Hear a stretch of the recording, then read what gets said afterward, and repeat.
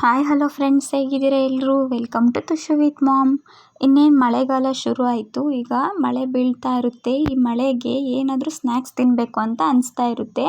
ಆ ಟೈಮಲ್ಲಿ ಈ ಥರ ಒಂದೊಳ್ಳೆ ಮೊಟ್ಟೆ ಬೋಂಡ ಮತ್ತು ಪುದೀನ ಚಟ್ನಿನ ತುಂಬ ಈಸಿ ಆ್ಯಂಡ್ ಸಿಂಪಲ್ಲಾಗಿ ಯಾವ ರೀತಿ ಮಾಡೋದು ಅಂತ ನೋಡ್ಕೊಂಬರೋಣ. ವಿಡಿಯೋನ ಕೊನೆವರೆಗೂ ಸ್ಕಿಪ್ ಮಾಡದೆ ನೋಡಿ, ತುಂಬಾ ಈಸಿ.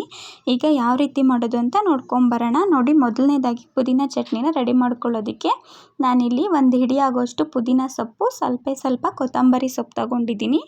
ಹಾಗೆ ನಾನಿಲ್ಲಿ 1 ಇಂಚ್ ಆಗೋಷ್ಟು ಶುಂಠಿ ಮತ್ತು ಒಂದು 4 ಗಡ್ಡೆಯಷ್ಟು ಬೆಳ್ಳುಳ್ಳಿ, ಹಾಗೆ ಒಂದು 3 ಖಾರಕ್ಕೆ ಹಸಿಮೆಣಸಿನ್ಕಾಯಿ, 1 ಹೋಳು ಆಗೋಷ್ಟು ನಿಂಬೆಹಣ್ಣು ತಗೊಂಡಿದ್ದೀನಿ.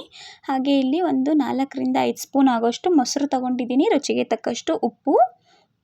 ಇಷ್ಟೆಲ್ಲ ತಗೊಂಡು ಈಗ ಇದನ್ನು ಮಿಕ್ಸಿ ಜಾರ್ಗೆ ತಗೊಂಡಿರೋಂಥ ಐಟಮ್ಸ್ ಏನೇನು ತಗೊಂಡಿದ್ದೀನೋ ಅದನ್ನೆಲ್ಲ ಹಾಕಿಬಿಟ್ಟು ಚೆನ್ನಾಗಿ ರುಬ್ಬಿದ್ರೆ ಪುದೀನ ಚಟ್ನಿ ರೆಡಿ. ತುಂಬ ಸಿಂಪಲ್ಲಾಗಿ, ಟೇಸ್ಟ್ ಅಂತೂ ಸೂಪರಾಗಿರುತ್ತೆ. ಒಂದು ಸಲ ನೀವು ಖಂಡಿತ ಟ್ರೈ ಮಾಡಲೇಬೇಕು ಇದನ್ನು. ನೋಡಿ, ಈಗ ರುಬ್ಕೊಂಡ್ಬಂದಿದ್ದೀನಿ ಇಷ್ಟೇ. ಈಗ ನೋಡಿಕೊಂಡು ಉಪ್ಪೇನಾದರೂ ಕಮ್ಮಿ ಆಗಿದ್ದರೆ ಹಾಕ್ಕೊಳ್ಳಿ. ಖಾರ ಜಾಸ್ತಿ ಆಗಿದ್ದರೆ ಸ್ವಲ್ಪ ಮೊಸರು ಹಾಕಿ ಸರಿ ಹೋಗುತ್ತೆ, ಬ್ಯಾಲೆನ್ಸ್ ಆಗುತ್ತೆ, ಚೆನ್ನಾಗಿರುತ್ತೆ. ನೋಡಿದ್ರಲ್ಲ, ಚಟ್ನಿ ರೆಡಿ ಆಯಿತು. ಈಗ ಬೋಂಡ ಯಾವ ರೀತಿ ಮಾಡೋದು ಅಂತ ನೋಡ್ಕೊಂಬರೋಣ. ಮೊಟ್ಟೆ ಬೋಂಡ ಮಾಡೋದಕ್ಕೆ ನಾನಿಲ್ಲಿ ಒಂದು 8ರಿಂದ 9 ಮೊಟ್ಟೆನ ಬೇಯಿಸ್ಬಿಟ್ಟು ಸಿಪ್ಪೆ ತೆಗೆದು ಇಟ್ಕೊಂಡಿದ್ದೀನಿ. ಪೂರ್ತಿ ಹಾಗೆ ಆಗ್ತಾಯಿಲ್ಲ, ಈ ರೀತಿ ಕಟ್ ಮಾಡ್ಕೊಂಡಿದ್ದೀನಿ. ನೋಡಿ, 2 ಪೀಸ್ ಮಾಡಿ ಇಟ್ಕೊಂಡಿದ್ದೀನಿ. ಈಗ ಇದಕ್ಕೆ ಕಡಲೆ ಹಿಟ್ಟಿಂದು ಬ್ಯಾಟರ್ ರೆಡಿ ಮಾಡ್ಕೊಳ್ಳೋಣ. ಒಂದು 5ರಿಂದ 6 ಸ್ಪೂನ್ ಆಗೋಷ್ಟು ಕಡಲೆ ಹಿಟ್ಟಿಗೆ ನಾನು ಉಪ್ಪು ಮತ್ತು ಖಾರದ ಪುಡಿ ಹಾಕಿಬಿಟ್ಟು, ಹಾಗೆ ಚೂರು ಅಡುಗೆ ಸೋಡಾನ ಹಾಕಿಬಿಟ್ಟು ಚೆನ್ನಾಗಿ ಮಿಕ್ಸ್ ಮಾಡಿಕೊಂಡು ನೀರು ಹಾಕ್ಕೊಂಡು ಕಲಿಸ್ಕೋಬೇಕಾಗುತ್ತೆ. ನೀವು ಮೆಣಸಿನ್ಕಾಯಿ ಬಜ್ಜಿಗೆಲ್ಲ ಮಾಡ್ತೀರಲ್ವ, ಸೇಮ್ ಅದೇ ಥರ. ತುಂಬ ತೆಳ್ಳಗಿರಬಾರ್ದು, ಹಾಗೆ ತುಂಬ ಗಟ್ಟಿನೂ ಇರಬಾರ್ದು. ನೋಡಿಕೊಂಡು ಸ್ವಲ್ಪ ನೀರು ಹಾಕ್ಕೊಂಡು ಈ ರೀತಿ ಕನ್ಸಿಸ್ಟೆನ್ಸಿಲಿ ನೀವು ಇದನ್ನು ಮಿಕ್ಸ್ ಮಾಡ್ಕೋಬೇಕಾಗುತ್ತೆ. ನೋಡಿ, ಈ ರೀತಿ ಇದ್ದರೆ ಸಾಕಾಗುತ್ತೆ. ನೋಡಿದ್ರಲ್ಲ, ಈಗ ನಾನು ಎಣ್ಣೆನ ಬಿಸಿ ಮಾಡೋದಕ್ಕಿಟ್ಟಿದ್ದೆ. ಮೊಟ್ಟೆನ ಅದರೊಳಗಡೆ ನೀಟಾಗಿ ಡಿಪ್ ಮಾಡಿಬಿಟ್ಟು ಮೆಣಸಿನ್ಕಾಯಿ ಬಜ್ಜಿ ಮಾಡಬೇಕಾದ್ರೆ ಹಾಕ್ತೀರಲ್ವ, ಸೇಮ್ ಅದೇ ಥರನೇ 1 ಬೈ 1 ಮೊಟ್ಟೆನ ಹಾಕಿಬಿಟ್ಟು ನೀಟಾಗಿ ಎಣ್ಣೆಲಿ ಎಷ್ಟಾಗುತ್ತೋ ಅಷ್ಟು ಹಾಕ್ಬಿಟ್ಟು ನೀಟಾಗಿ ಇದನ್ನು 2 ಸೈಡನ್ನು ಬೇಯಿಸ್ಕೊಂಡ್ರೆ ಮುಗೀತು. ತುಂಬ ಅಂದರೆ ತುಂಬ ಸಿಂಪಲ್ಲು, ಹಾಗೆ ಎಲ್ಲರಿಗೂ ಇಷ್ಟ ಆಗುತ್ತೆ. ನೀವು ಹೋಟೆಲೆಲ್ಲ ತಿಂದಿರ್ತೀರ, ಅದೇ ಥರ ಅದಕ್ಕಿಂತ ಇನ್ನೂ ಜಾಸ್ತಿನೇ ಟೇಸ್ಟ್ ಕೊಡುತ್ತೆ. ಮನೇಲಿ ಟ್ರೈ ಮಾಡಿ ನೋಡಿ.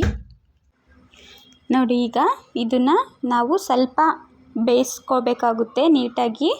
ಸ್ವಲ್ಪ ಬೇಯೋದಕ್ಕೆ ಬಿಟ್ಬಿಟ್ಟು ಹಾಗೆ 2 ಸೈಡೂ ತಿರುವಾಕ್ಕೊಂಡು ನೀಟಾಗಿ ಫ್ರೈ ಮಾಡಿಕೊಂಡ್ರೆ ಮುಗೀತು. ಗ್ಯಾಸ್ನ ಸ್ವಲ್ಪ ಮೀಡಿಯಮ್ ಫ್ಲೇಮಲ್ಲಿ ಇಟ್ಕೊಂಡು ಮಾಡ್ಕೋಬೇಕಾಗುತ್ತೆ. 2 ಸೈಡು ಒಳಗಡೆ ಎಲ್ಲ ನೀಟಾಗಿ ಬೆಂದರೆ ಮುಗೀತು.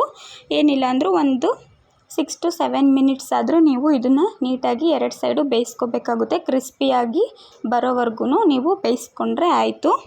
ನೋಡಿದ್ರಲ್ಲ, ಈ ರೀತಿ ಇದನ್ನು ತಿರುಗಿಸ್ಕೊಂಡು ನೀಟಾಗಿ 2 ಸೈಡು ಬೇಯಿಸಿದ್ರೆ ಮೊಟ್ಟೆ ಬೋಂಡ ರೆಡಿ ಆಗುತ್ತೆ. ನೋಡಿ, ಈ ರೀತಿ ಆಗಿದೆ. ಈಗ ನಾನು ಎಲ್ಲ ಎತ್ಬಿಟ್ಟು ಪ್ಲೇಟ್ಗೆ ಹಾಕೋತಾ ಇದ್ದೀನಿ.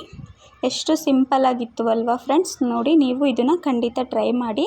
ಮಕ್ಕಳೆಲ್ಲ ಇಷ್ಟಪಡ್ತಾರೆ, ದೊಡ್ಡವರು ಕೂಡ ಇಷ್ಟಪಡ್ತಾರೆ. ಪುದೀನ ಚಟ್ನಿ ಮತ್ತು ಮೊಟ್ಟೆ ಬೋಂಡ.